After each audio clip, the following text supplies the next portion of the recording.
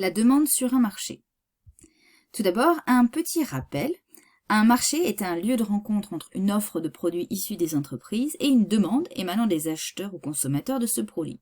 Ainsi, sur le marché d'un hôtel, on trouve l'offre de tous les hôtels du marché, la demande des clients ou touristes et l'environnement qui correspond à tout ce qui peut impacter un hôtel comme la Covid-19 ou encore la météo. Nous allons étudier ici la demande. La demande pour un produit, ce sont les acheteurs ou les consommateurs actuels et potentiels de ce produit. Pour bien cerner cette demande, l'entreprise doit savoir la situer parmi les différents niveaux de la demande. Tout d'abord, il y a une demande théorique qui correspond à la population totale concernée par le marché. Toutefois, certains individus ne consommeront jamais le produit, pour des raisons profondes d'ordre physique, psychologique, moral ou réglementaire. Ce sont les non-consommateurs absolus. Il s'agit par exemple pour le marché des fruits de mer des personnes allergiques qui ne pourront jamais les consommer. Si on les écarte de cette demande théorique, eh bien on obtient la demande potentielle. Ce sont donc les acheteurs ou consommateurs potentiels de ce produit.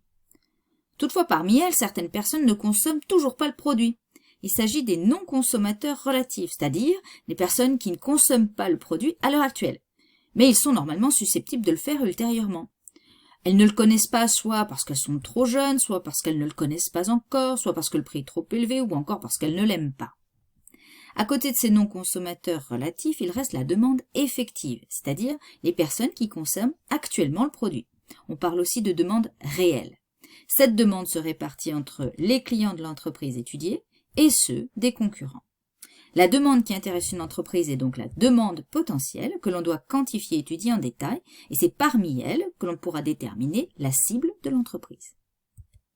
Il faut savoir également que pour bien étudier la demande sur un marché, il faut connaître les différents intervenants ou acteurs de la demande. On trouve tout d'abord les consommateurs, ce sont ceux qui utilisent ou consomment le produit. Il s'agit des ménages ou des entreprises. On trouve également les acheteurs, ce sont les personnes qui achètent le produit, mais il ne s'agit pas forcément des consommateurs, c'est par exemple lorsqu'on offre un cadeau à un ami. On trouve également les prescripteurs, ce sont les personnes qui vont influencer les achats et la consommation d'autres personnes, et le marketing doit s'adresser à eux en priorité. C'est par exemple le cas des enfants qui sont les principaux prescripteurs, comme par exemple pour l'achat d'un séjour en famille à Disneyland. Et parmi cette catégorie de prescripteurs, eh bien, se démarquent notamment ce qu'on appelle les leaders d'opinion. Ce sont des personnalités qui impactent les achats ou la consommation en raison de leur prestige ou de leur image. Ce sont des influenceurs, des stars, des célébrités, comme par exemple Rihanna, ambassadrice de son île, la Barbade. Enfin, dernière catégorie, les distributeurs sont les intermédiaires entre les entreprises et le client final. C'est le cas d'Expedia ou de Booking.com.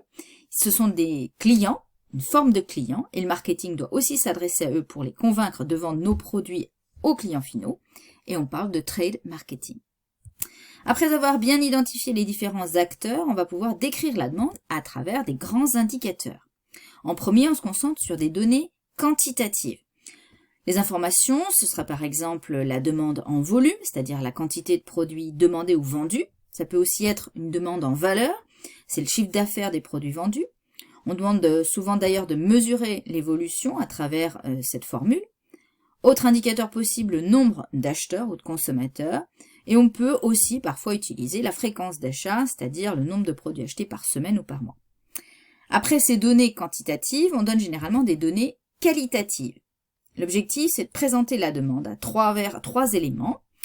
Tout d'abord, le profil du consommateur, c'est-à-dire le type d'intervenant dont il s'agit, ou encore l'âge, le sexe, le métier, la situation familiale, le lieu d'habitation, etc.